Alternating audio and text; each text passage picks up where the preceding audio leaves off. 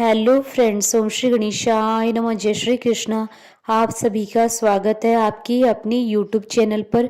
Friends, आज हम आपको इस वीडियो में बताने जा रहे हैं तुलसी विवाह का शुभ मुहूर्त, पूजा विधि, महत्व, कथा और शीघ्र विवाह के लिए किए जाने वाले उपायों के बारे में। फ्रेंड्स, वीडियो शुरू करने से पहले आपसे रिक्वेस्ट है, अगर आप हमारे चैनल पर नए हैं और आपने अभी तक चैनल को सब्सक्राइब नहीं किया है तो प्लीज़ सब्सक्राइब कीजिएगा चैनल को, साथ ही प्रेस कीजिएगा बेल आइकन को, जिससे नए वीडियो से रिलेटेड नोटिफिकेशन आपको तुरंत प्राप्त हो सके। और वीडियो पसंद आने पर वीडियो को लाइक और शेयर जरूर कीजिएगा ताकि सभी भक्तों को इस वीडियो का लाभ प्राप्त हो सके।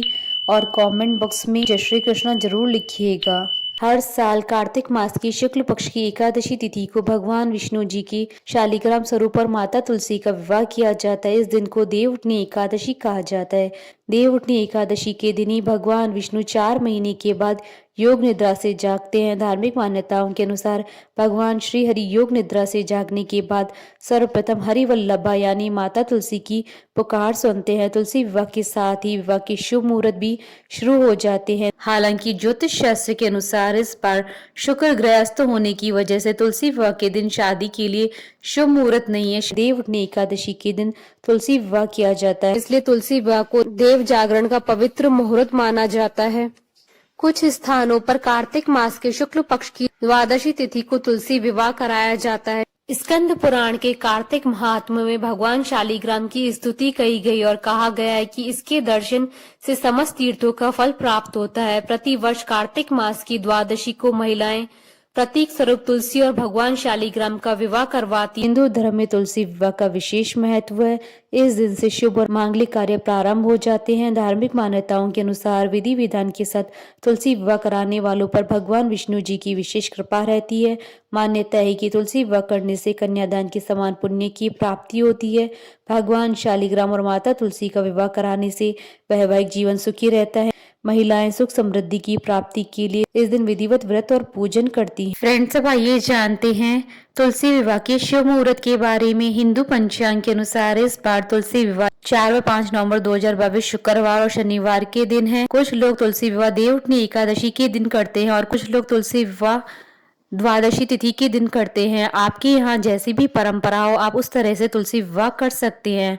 कार्तिक शुक्ल एकादशी तिथि प्रारंभ होगी 3 नवंबर 2022 को शाम 7:30 पर और कार्तिक शुक्ल एकादशी तिथि का समापन होगा 4 नवंबर 2022 को शाम 6:08 पर। एकादशी व्रत के पारण का शुभ मुहूर्त रहेगा 5 नवंबर 2022 को सुबह 6:39 से सुबह 8:52 तक और द्वादशी तिथि प्रारंभ होगी 4 नवंबर 2022 को शाम 6:08 पर और द्वादशी तिथि का समापन होगा 5 नवंबर 2022 को शाम 5:06 पर। तुलसी विवाह के दिन जो लोग व्रत रखते हैं उनके लिए व्रत पारण का मुहूर्त रहेगा 6 नवंबर 2022 को दोपहर 1:09 से दोपहर 3:18 तक। तुलसी विवाह का आयोजन गोधूली बेला में किया जाता है। फ्रेंड्स, अब आइए जानते हैं तुलसी विवाह की विधि के बारे में। तुलसी विवाह के दिन सूर्योदय से पहले उठकर स्नान करना चाहिए और साफ वस्त्र धारण करने चाहिए। इसके बाद तुलसी जी को लाल रंग की चुनरी चढ़ाएं और श्रृंगार की वस्तुएं अर्पित करें। यह सभी चीजें अर्पित करने के बाद शालिग्राम जी को तुलसी के पौधे में स्थापित करें। इसके बाद पंडित जी के द्वारा तुलसी और शालिग्राम का विधिवत विवाह कराएं। तुलसी विवाह के समय पुरुष को शालिग्राम और स्त्री को तुलसी जी को हाथ में लेकर 7 फेरे कराने चाहिए और विवाह संपन्न होने के बाद तुलसी जी की आरती करें। तुलसी विवाह घर में कराने की सरल विधि।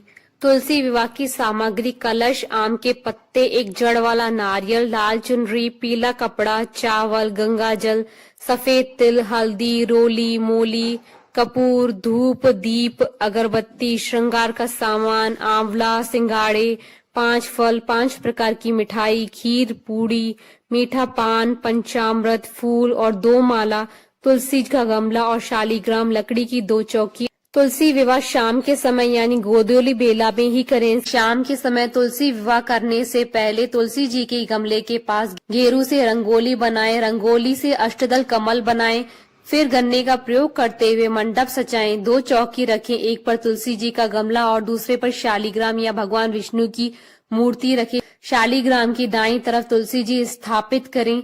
शालीग्राम वाली चौकी पर अष्टदल कमल बनाकर उस पर कलश की स्थापना करें और स्वास्तिक भी बनाएं। फिर आम के पत्तों पर रोली से तिलक लगाकर उसे कलश पर स्थापित करें। उस पर लाल कपड़े में लपेटकर नारियल को रखें। अब तुलसी जी के सामने घी का दीपक जलाएं, फिर उनका विवाह कराएं। उसके बाद गंगा जल में फूल डुबोकर ओम तुलसाय नमः मंत्र का जाप करते हुए जल का छिड़काव तुलसी जी पर करेंगे। जल शालीग्राम पर भी छिड़के। इसके बाद तुलसी जी को रोली और शालीग्राम जी को चंदन का तिलक लगाया जाता है। तुलसी जी को लाल चुनरी ओढ़ाएं, उन्हें स्वाग की सामग्री अर्पित करें। फिर शालीग्राम को पंचामृत से स्नान कराएं और उन्हें पीला वस्त्र अर्पित करें। कलश पर फूल चढ़ाएं। तुलसी और शालीग्राम को फूलों की मालाएं पहनाएं। फिर कपड़े में सुपारी, फूल, इलायची और थोड़ी दक्षिणा रखें। घर के किसी पुरुष को शालीग्राम जी को हाथ में उठाकर तुलसी जी की 7 परिक्रमा करवानी चाहिए। 7 बार परिक्रमा करवाने के बाद तुलसी जी को शालीग्राम के बाईं ओर स्थापित करें। शालीग्राम जी को तिल अर्पित करें और कपूर जलाकर उनकी आरती करें।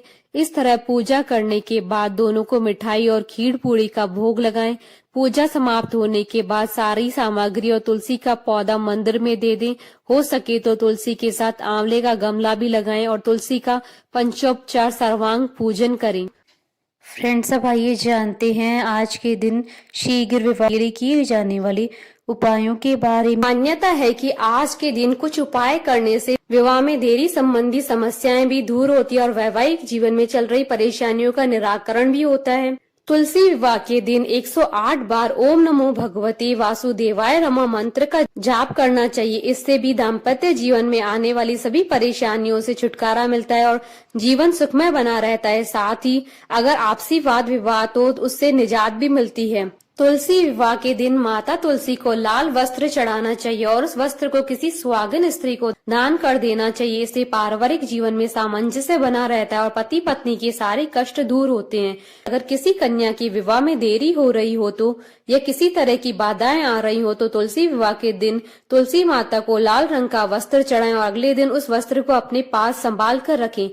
मान्यता है कि ऐसा करने से विवाह में आ रही अड़चनें दूर होती हैं। फ्रेंड्स, अब आइए प्रारंभ करिए तुलसी विवाह की कथा। पौराणिक कथा के अनुसार राक्षस कुल में एक अत्यंत ही सुंदर कन्या का जन्म हुआ जिसका नाम वृंदा रखा गया। वृंदा बचपन से ही भगवान विष्णु जी की पूजा करती थी और उनकी बहुत बड़ी भक्त थी। वह कन्या जैसे ही बड़ी हुई उसका एक असुर जलंधर से विवाह हो गया। वृंदा की भक्ति के कारण जलंधर को और भी ज्यादा शक्तियां प्राप्त हो गई।